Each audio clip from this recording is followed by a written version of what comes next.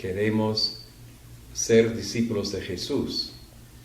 Y a veces podemos pensar que afirmar nuestra fe, a decir, sí, yo creo en Jesús, pero sin cambiar mi forma de vivir, sin hacer ningún sacrificio, sin mirar un poco a mi vecino, a mi prójimo, a las personas que están sufriendo. Es posible, demasiado fácil ir diciendo, yo soy cristiano, pero después seguir en mi rutina. La Semana Santa es un momento para tomar otro paso, es decir, ser cristiano es ser discípulo de Jesús, es querer seguir a Jesús, es querer asumir un compromiso. Y yo creo que esa dimensión nos falta a veces. Somos todos personas de fe, gracias a Dios, la fe está muy presente, incluso culturalmente en las familias aquí en Lambayeque, en el norte del Perú. Y al mismo tiempo tenemos que reconocer, tenemos que crecer en nuestra fe. Tenemos que estar dispuestos a tomar otro paso, a seguir a Jesús, caminar con Él, a comprometernos, a luchar por la verdad, a estar dispuestos a rechazar la mentira, la corrupción, toda forma de falsedad, y a decir, yo estoy dispuesto a hacer algún sacrificio, a dar un poco más, a dar más de mi tiempo, para apoyar, ayudar a los que lo necesitan. El fin de una era. En los anales de la historia eclesiástica, hay días que pasan desapercibidos, y otros que marcan un antes y un después. Una sola tarde. Una decisión sellada no con tinta, sino con coraje espiritual. Sin aplausos. Sin cámaras. Sin discursos adornados por diplomacia. El Papa León XIV, silencioso pero firme como un eco eterno, ha ejecutado una acción que ha comenzado a rasgar los velos más antiguos del poder clerical. 6 nombres. 6 sillones vacíos en los pasillos del Vaticano. No por herejía abierta. No por escándalos mediáticos. Sino por algo más sutil y más profundo. La desconexión entre la vocación divina y la comodidad del poder. Lo que ha sucedido no es una simple reestructuración administrativa. No es un cambio de guardia ni una rotación de cargos. Es una purificación. Una poda dolorosa, pero necesaria. El inicio de una revolución espiritual que no busca destruir, sino sanar. Durante siglos, el Vaticano ha sido para muchos un laberinto. De silencios dorados, de pactos sellados entre muros milenarios, de verdades recortadas para evitar tempestades. Pero algo ha cambiado. Y no empezó en las cúpulas, sino en lo profundo del corazón de un hombre. Un papa nacido del polvo de los barrios olvidados, que reza descalzo sobre el mármol de San Pedro. Que mira a los ojos al Cristo crucificado y se pregunta, ¿hemos sido fieles? Su respuesta no fue un discurso, fue una acción. Hoy, León XIV ha dicho, sin decirlo, que la fe no se mide por títulos ni por sotanas decoradas. La fe verdadera se mide en servicio, en transparencia, en alma. Este video es más que una crónica. Es una peregrinación, un recorrido por las entrañas de una decisión que está sacudiendo a la Iglesia desde dentro. Dividido en 7 capítulos, este relato te llevará desde las causas silenciosas de esta purga, hasta sus posibles frutos espirituales en el corazón de los fieles. Porque lo que ha comenzado no es solo una depuración, es un despertar. Y al final de este viaje, quizás tú también te preguntes, como muchos hoy en Roma, ¿está renaciendo la Iglesia? ¿Volvemos a escuchar, por fin, la voz de Cristo entre nosotros? Prepárate, porque esta no es solo una historia para oír, es una historia para sentir, una historia que toca lo más sagrado. El alma de la Iglesia, y la tuya, Cardenal Rocco Bellerini, el guardián de las bóvedas. En las entrañas del Vaticano, más allá del brillo de los vitrales y del murmullo de los rosarios, existe otro corazón palpitante, el de las finanzas. Allí, donde la fe se cruza con los números y las oraciones conviven con los balances. Operaba durante décadas un hombre que no predicaba desde el púlpito, pero cuyo poder superaba al de muchos que sí lo hacían. Su nombre, Rocco Bellerini. Su título, cardenal. Su verdadero rol, el centinela invisible del dinero sagrado. Bellerini no era un teólogo brillante ni un pastor cercano al pueblo. Era un estratega. Frío, calculador, impecablemente vestido. Un hombre que hablaba poco y escuchaba todo. Dirigía el Instituto para las Obras de Religión, el famoso IOR, con la meticulosidad de un alquimista moderno. Nada se movía sin su aprobación. Ninguna inversión, ninguna transferencia, ningún préstamo espiritual ni terreno adquirido por una congregación sin su firma sutil al pie del documento. Durante más de 20 años, tejió una red que cruzaba continentes. Desde los pasillos silenciosos de Ginebra hasta los paraísos fiscales del Caribe. Desde los conventos necesitados del Congo hasta los pisos más lujosos de Roma. Él decidía que se financiaba, que se ocultaba y que se callaba. Los más cercanos lo apodaban el Muro. Y no por su carácter, sino por su impenetrabilidad. Su habilidad para contener, bloquear y silenciar. No había auditoría que lo tocara. No había comisión que lo cuestionara. Su poder era tan grande como invisible. Y su despacho, en lo alto del Palacio Apostólico, era más inaccesible que la propia Capilla Sistina. Pero entonces llegó León XIV, un papa nacido entre los pasillos polvorientos de las villas miseria. Un hombre que no mide el valor de la fe por las columnas del balance general, sino por el amor al prójimo. Y para él, las bóvedas llenas de oro eran una contradicción ante el evangelio del desprendimiento. La decisión fue rápida, silenciosa, irreversible, una firma, una orden sellada a puerta cerrada. Y de pronto, el muro cayó. La oficina de Bellerini fue sellada esa misma tarde. Las computadoras desconectadas. Los teléfonos, silenciados. Las claves, desactivadas. Ningún protocolo de jubilación. Ninguna ceremonia de despedida. Fue un exilio. Frío. Sin retorno. En Milán, las entidades bancarias vinculadas al Vaticano entraron en pánico.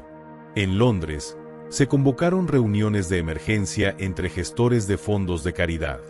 En Nueva York, varias fundaciones católicas suspendieron temporalmente sus donaciones hasta recibir aclaraciones del Vaticano. El mundo financiero tembló. Pero León XIV no busca caos. Busca verdad. Su mensaje es claro.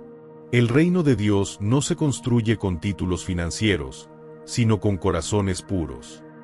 La auditoría total al IOR ya comenzó. Y los documentos que durante años se archivaron bajo 7 llaves están siendo revisados por teólogos, juristas y contadores. No para vengarse, sino para liberar a la Iglesia del peso que nunca le correspondió cargar. Muchos se preguntan ahora si este será el fin del Vaticano como potencia financiera. Si los privilegios acumulados durante siglos se desvanecerán en favor de una Iglesia más pobre, más simple, más crítica. Pero una cosa es segura. El muro ha caído. Y en su lugar, comienza a soplar el viento de la transparencia. Uno que ya no huele a billetes, sino a Espíritu Santo. ¿Crees que la Iglesia debe abrir sus finanzas al mundo? ¿O es necesario mantener cierto misterio para proteger su labor espiritual? Sigue con nosotros en el próximo capítulo, donde descubriremos el rostro oculto de otro alto prelado que ha sido removido. Cardenal Alastair Finch, el zorro de la diplomacia.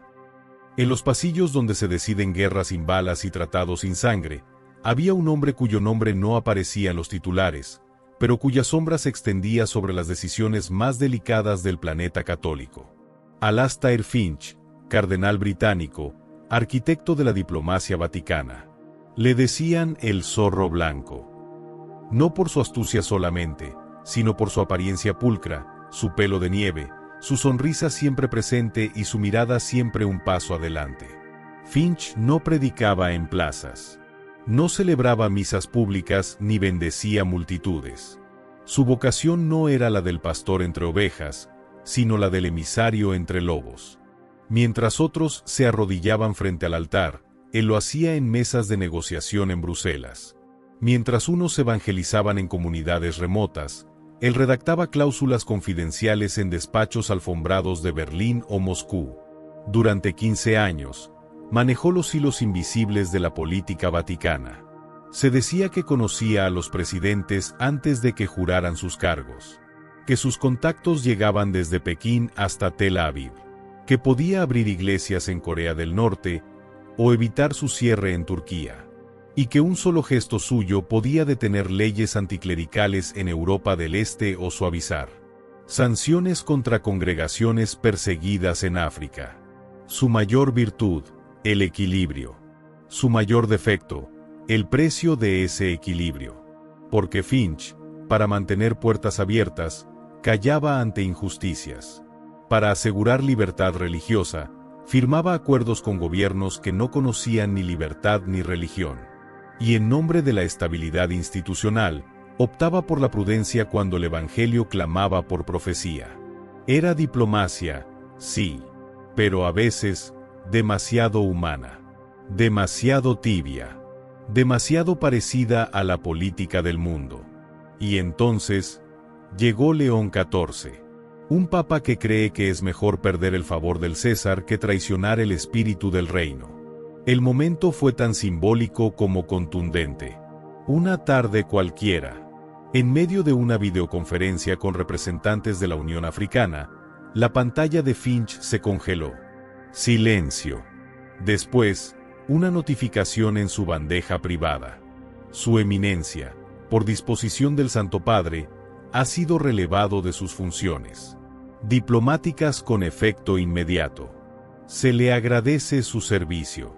Se le concede retiro. No hubo discursos, ni ruedas de prensa, ni elogios públicos. Solo una frase lacónica, repetida por el portavoz vaticano al día siguiente. El Santo Padre agradece los servicios del cardenal Finch y le desea paz. Pero el mundo no encontró paz. París pidió explicaciones. Washington pidió garantías. Roma, su propia ciudad, quedó atónita. Porque Finch era mucho más que un nombre. Era un sistema entero de relaciones. Era una red. Una estrategia. Un modo de mantener el poder sin parecer poderoso. Y su caída, silenciosa y repentina, fue un mensaje directo. La Iglesia no jugará más al juego de las sombras. En Argentina, un sacerdote de barrio resumió lo que muchos no se atreven a decir en voz alta. León XIV no está corrigiendo errores. Está desmontando lógicas. Una diplomacia sin verdad ya no tiene lugar. Una prudencia sin profecía ya no convence. Y un cardenal que negocia más que ora ya no tiene sitio en esta nueva etapa. Pero no todos están de acuerdo. En los corredores de la curia hay murmullos. ¿Quién mediará ahora con los gobiernos hostiles? ¿Quién protegerá las misiones en zonas de guerra? ¿Quién sostendrá los acuerdos invisibles que Finch tejió durante años? ¿Vale la pena perder influencia en nombre de la coherencia? Esa es la pregunta que arde hoy en los pasillos del Vaticano. Y quizá también en tu corazón. ¿Crees que la Iglesia debe negociar con el poder para sobrevivir o mantenerse fiel, aunque pierda aliados y protección? En el próximo capítulo, exploraremos el caso de un cardenal que convirtió la liturgia en espectáculo y fue apartado sin aplausos. Cardenal Gerd Steiner, el centinela de la doctrina. En el Vaticano, donde los siglos pesan sobre cada piedra y las decisiones se toman bajo el eco de concilios milenarios, había un lugar donde las palabras no eran solo ideas, sino verdades sagradas talladas en mármol. La Congregación para la Doctrina de la Fe, antigua heredera de la Santa Inquisición. Allí, entre volúmenes encuadernados y silencio imponente, gobernaba un hombre de hierro y teología. El cardenal Gerd Steiner. Bávaro de nacimiento, romano de convicción. Steiner era más que un teólogo. Era un guardián. un centinela de los dogmas, de los cánones, del depósito de la fe que, según él, debía conservarse puro, inmutable, incuestionable. Le llamaban el centinela. Porque para él, dudar era flaquear, y flaquear era traicionar a Dios. Durante más de 20 años, Steiner marcó los límites del pensamiento teológico católico. Censuró autores, sancionó universidades, advirtió a obispos y disolvió seminarios. Sus cartas eran temidas. Bastaba una firma suya para que un teólogo quedara en silencio. No por odio, diría él, sino por fidelidad. Para Steiner, la verdad era un muro de piedra, y los que cuestionaban sus ladrillos eran vistos como amenazas. No había lugar para la compasión si ésta ponía en riesgo la precisión doctrinal. No había espacio para la pastoral si osaba interpretar la tradición. No había matices, solo ortodoxia o error. Pero entonces, irrumpió León XIV, un papa que no teme a las dudas. Un pastor que conoce las grietas de la existencia humana, porque las ha vivido en carne propia. Y en un gesto que no fue gritado, pero resonó en todo el mundo católico, León XIV aceptó la renuncia anticipada de Steiner. Sin ceremonias, sin homenajes, solo una notificación formal y una nueva puerta que se abría en la historia de la Iglesia. El terremoto fue inmediato. En Roma, los sectores más conservadores hablaron de caos, de herejías venideras, de la pérdida de los cimientos. Pero en las periferias, esas donde el Papa pone el oído, el suspiro fue audible. En Brasil, una teóloga feminista escribió con lágrimas: «Hoy puedo pensar sin miedo». En México, un sacerdote rural, con voz emocionada, dijo: «Dios vuelve a escucharnos».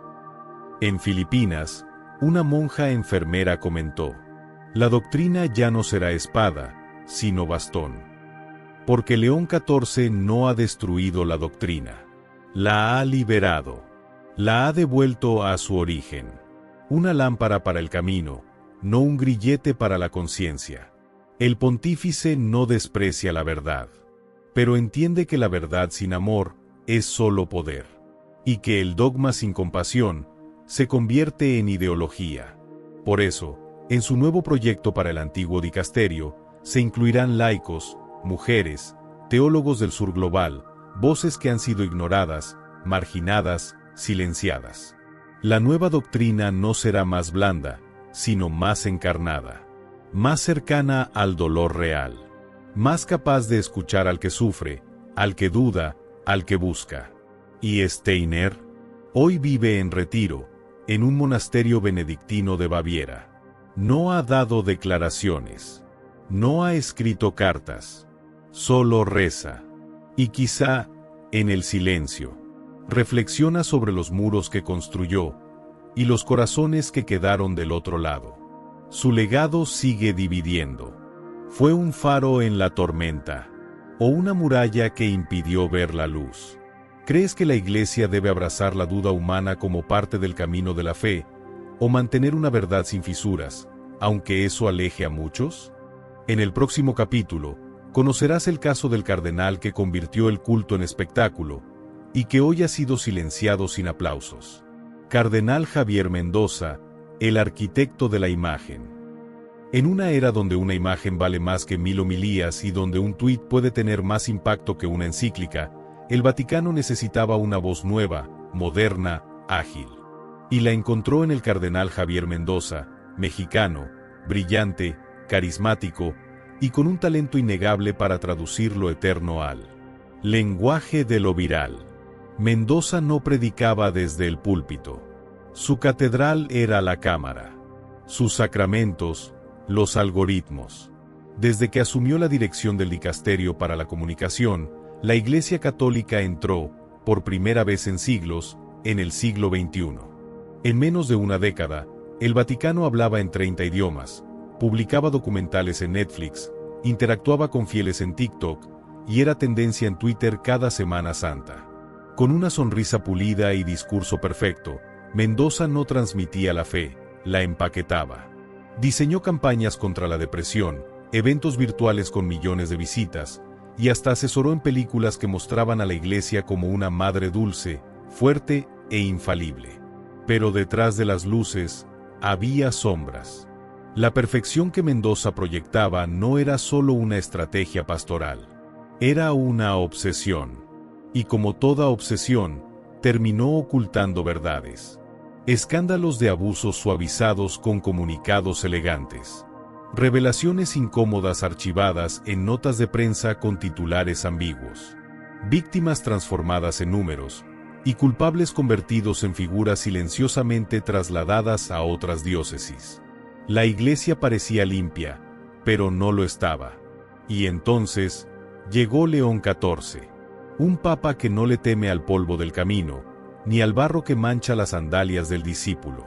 Un pastor que entiende que Dios no habita en la imagen perfecta, sino en la verdad desnuda.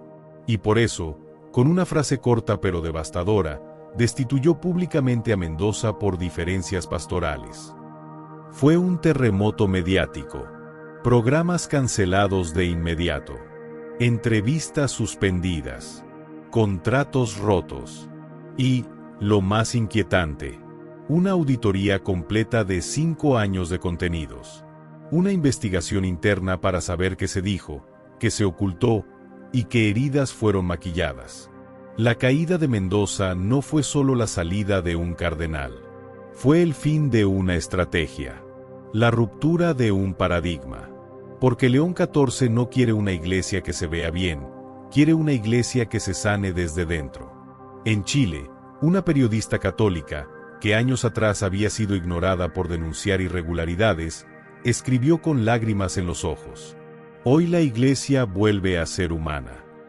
En África, un obispo cuya carta sobre abusos fue archivada durante 5 años, declaró con voz entrecortada: quizás ahora me escuchen. El mensaje es claro. La santidad no se filtra con estética. Se purifica con verdad. León XIV no quiere marketing. Quiere confesión. No desea una institución admirada por su elegancia, sino una comunidad respetada por su valentía. Y esa valentía implica mostrar lo roto, lo fallado, lo que todavía duele. Porque solo lo que se muestra puede ser redimido. ¿Y Mendoza? Hoy permanece en silencio, retirado en Guadalajara. Sin cámaras, sin focos, sin redacción a su servicio. Muchos esperan que hable. Otros, que pida perdón. ¿Debe la Iglesia arriesgarse a mostrar sus cicatrices al mundo, aunque eso sacuda su imagen? En el próximo capítulo, el caso del cardenal que convirtió el altar en una plataforma de poder, y cuya caída ha desencadenado un debate teológico que sacude al clero. Cardenal Lorenzo Dantis, el tejedor de poder. En los corredores más antiguos del Vaticano, donde las paredes parecen haber escuchado más confesiones políticas que oraciones, había un hombre que no necesitaba púrpura para mandar, ni púlpito para influir. Lorenzo Dantis, el cardenal sin cargo, pero con más poder que muchos pontífices. Lo llamaban el tejedor. Otros preferían un nombre aún más inquietante: el hacedor de papas. Porque Dantis no gobernaba una diócesis, gobernaba las alianzas. Con una agenda encriptada, almuerzos discretos en los jardines del Janículo, y conversaciones de pasillo que terminaban cambiando el rumbo de la Iglesia, construyó un sistema invisible, pero férreo. Se le atribuía la influencia directa en la elección de 3 papas consecutivos, no por su santidad, sino por su habilidad. Conocía los pecados y secretos de casi todos los cardenales. Hacía promesas, tejía pactos, y exigía lealtades como tributo. Para muchos obispos del mundo, ser nombrado no era un mérito, era una deuda. Su oficina, ubicada en una sección cerrada del Palacio Apostólico, no tenía nombre en la puerta. Pero bastaba tocar una vez para que la carrera de un sacerdote cambiara para siempre. Y entonces, llegó León XIV. Un hombre que jamás fue parte del tejido de poder, porque vivía en los bordes del sistema. Un papa que no debe favores, y que no está dispuesto a concederlos.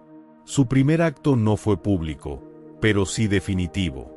Una carta, sencilla, breve, que comenzaba con las palabras: por el bien de la transparencia. Y con eso, Lorenzo Dantis fue destituido. Sus archivos fueron sellados. Sus contactos, bloqueados. Sus hombres, desarticulados. No fue una baja. Fue una implosión. En Roma, la noticia se filtró como una tormenta. En cafés eclesiásticos. En sacristías. En llamadas cifradas. Un obispo jubilado lo resumió con una frase: cayó el sistema. Porque con Dantis, cayó una forma de hacer iglesia, la que se decidía en la sombra. León XIV no solo desmanteló una red, propuso algo radical: que los obispos no sean elegidos en reuniones de élite, sino en discernimiento con las comunidades, con la voz de los pobres, de las mujeres, de los jóvenes, de los que nunca fueron escuchados. En Perú, un seminarista escribió entre lágrimas: por fin seré sacerdote sin deudas. Pero no todos aplauden. La vieja guardia se reagrupa. Hay cardenales que consideran las reformas de León XIV una amenaza directa. Se habla de obstrucción silenciosa, de documentos que no se firman, de retrasos casuales, incluso de un posible bloque de resistencia, porque el poder no se rinde, se reorganiza. Y mientras tanto, Dantis, recluido en una finca privada en Toscana, permanece en silencio. Pero sus antiguos aliados, no. Algunos creen que se prepara una contrarreforma interna, una lucha subterránea que no se verá en las misas, pero que decidirá si León XIV es un reformador solitario o el arquitecto de una nueva iglesia. ¿Es posible una iglesia sin pactos ocultos, o el poder, incluso en lo sagrado, siempre encuentra formas de sobrevivir? En el próximo capítulo, el caso de la cardenal cuya devoción extrema dividió a Roma, y por qué su expulsión reabre una herida profunda en la iglesia moderna. Cardenal Tiago Sousa, el CEO de la fe. En las salas de conferencia del Vaticano, donde se suelen escuchar plegarias y silencios, de pronto comenzaron a oírse términos como KPIs, indicadores de impacto, optimización de recursos. Y detrás de ese nuevo lenguaje, una figura imponente y carismática. El cardenal Tiago Sousa, brasileño, prefecto del Dicasterio para la Evangelización, y para muchos, el CEO de la fe. Sousa era un fenómeno. Vestido con sotana blanca y reloj inteligente, citaba tanto a San Pablo como a Peter Drucker. Su visión era clara: llevar el mensaje de Cristo al mundo con eficiencia, expansión y resultados medibles. En solo 5 años, duplicó las misiones activas, multiplicó las obras sociales en África y Asia, y convirtió al dicasterio en un motor de acción global. Bajo su mando, la Iglesia construyó escuelas, hospitales, orfanatos, radios comunitarias y centros de formación. Se imprimieron millones de Biblias. Se bautizaron multitudes. Los informes anuales eran una fiesta de cifras. Parecía que el Evangelio, al fin, tenía una estrategia. Pero las almas no siempre estaban incluidas en el Excel. En Togo, una misionera escribió con tristeza: construyeron aulas, pero nadie preguntó nuestros sueños. En Indonesia, un obispo local confesó: nos trataban como empleados, no como pastores. Había metas, no discernimiento. En Papúa Nueva Guinea, un catequista se sintió desplazado por jóvenes enviados desde Europa con entrenamiento, pero sin raíces. La evangelización, pensada como encuentro, comenzó a parecerse a una empresa multinacional. Y para León XIV, eso fue una señal de alerta. El Papa, nacido en los márgenes del sur global, conoce el dolor de las comunidades que reciben ayuda sin voz y fe sin escucha. Para él, evangelizar no es conquistar, sino caminar con los otros. Por eso, en una decisión tan inesperada como clara, destituyó a Tiago Sousa. La noticia paralizó más de 120 proyectos. Se ordenaron auditorías. Y por primera vez, se pidió a las comunidades que evaluaran no los resultados, sino la experiencia espiritual de ser evangelizados. En Bangladesh, una religiosa celebró con humildad: ahora miraremos a los ojos antes de dar ayuda. En Colombia, una líder indígena comentó: antes nos traían la fe, ahora nos preguntan si la teníamos. León XIV quiere que las misiones sean semillas, no imposiciones. Que los pueblos no sean terrenos de siembra, sino voz viva del espíritu. El nuevo modelo incluirá líderes locales, ritos culturales integrados, y procesos donde el primer paso no es enseñar, sino escuchar. Sousa, ahora retirado en una diócesis rural de Brasil, permanece en silencio. Algunos lo defienden. Dicen que su modelo era imperfecto, pero efectivo. Otros creen que su enfoque convertía a la fe en mercancía. La Iglesia, mientras tanto, entra en un tiempo nuevo, de menos métricas y más miradas cruzadas. ¿Debe la evangelización ser un encuentro humano o un plan estratégico? El amanecer de una nueva iglesia. 6 cardenales. 6 nombres que fueron poderosos, intocables, temidos. Hoy, ya no están. Cayeron como columnas milenarias, no por odio ni revancha, sino por algo más profundo. La decisión de devolverle a la Iglesia su rostro humano. León XIV no ha hecho solo una purga. Ha hecho una declaración silenciosa pero fulminante: la Iglesia no será más un imperio, sino un camino abierto para todos. Con cada destitución, desmanteló una torre. La financiera, donde el dinero callaba conciencias. La diplomática, donde la política pesaba más que el evangelio. La doctrinal, donde la fe se volvía castigo. La mediática, donde se prefería la imagen a la verdad. La política interna, tejida en pactos ocultos. Y la misionera, transformada en empresa, no en encuentro. Ahora, el Vaticano es un terreno abierto. Y con él, el alma misma del catolicismo está en juego. Pero no todos lo celebran. La resistencia se mueve como sombra en los pasillos curiales. Reuniones secretas, alianzas silenciosas, cartas cruzadas.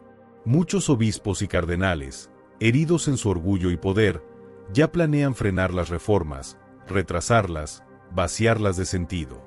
León XIV lo sabe. Y no se esconde. Al contrario, en una homilía breve y estremecedora, dijo: si Cristo no bajó de la cruz, yo no bajaré de este camino. Esas palabras, pronunciadas en voz baja, se volvieron un eco en todo el mundo. Porque la Iglesia está entrando en una fase que nadie puede prever. ¿Quién liderará ahora los dicasterios vacíos? ¿Quién ocupará los espacios que antes parecían solo para clérigos? Por primera vez, se habla con fuerza de laicos y mujeres como posibles líderes de áreas clave. Ya no como ayudantes, sino como protagonistas. En Nairobi, una catequista dijo: hoy sentí que mi voz podría ser escuchada en Roma. En Ohio, una maestra jubilada escribió en redes: ahora es mi iglesia, no la de ellos, la nuestra. Y en Filipinas, una joven religiosa comentó entre lágrimas: no sé qué vendrá, pero quiero estar presente. Este no es un simple ajuste, es algo más profundo, una especie de nuevo concilio sin nombre, no convocado en documentos, sino nacido en las grietas de un sistema que colapsa para dejar pasar la luz. Ya no hay tronos dorados, ni túnicas intocables. Hay un papa de sandalias desgastadas, y millones de creyentes con el corazón abierto, esperando que esta vez la historia no se repita, sino que renazca. ¿Crees que estas reformas devolverán a la Iglesia su alma? ¿Volverías a ella si fuera más humana? Tu voz también es parte de este amanecer. Hoy fuimos testigos de un temblor silencioso en los muros del Vaticano, pero también de una promesa, que la Iglesia puede volver a ser un hogar, no solo para los santos, sino también para los heridos. León XIV no solo ha destituido a 6 cardenales, ha iniciado un nuevo amanecer. Una iglesia que escucha, que llora, que se arrodilla con su pueblo. Una iglesia más frágil, sí, pero más verdadera, más humana, más cristiana. Si este video tocó tu corazón, te invito a suscribirte al canal para seguir acompañando este viaje espiritual, donde cada semana te traemos reflexiones, oraciones y noticias que no verás en ningún otro lugar. Comparte este video con alguien que sientas lejos de la fe. Quizás, como tú, también está esperando que la iglesia vuelva a parecerse a Jesús. Y antes de despedirnos, permíteme regalarte una oración. Señor Jesús, tú que limpiaste el templo con amor y firmeza, purifica también hoy tu iglesia. Danos pastores valientes, que no teman al poder, que no vendan la verdad, que caminen con nosotros, con los pies en la tierra y los ojos en el cielo. Sana nuestras heridas, despierta nuestra fe, y haznos sentir, una vez más, que somos parte viva de tu cuerpo. Amén. Que el Señor te bendiga, te fortalezca en la noche, y te llene de luz al despertar. Nos vemos en el próximo video. Hasta entonces, permanece en la fe, y que la paz de Dios te acompañe.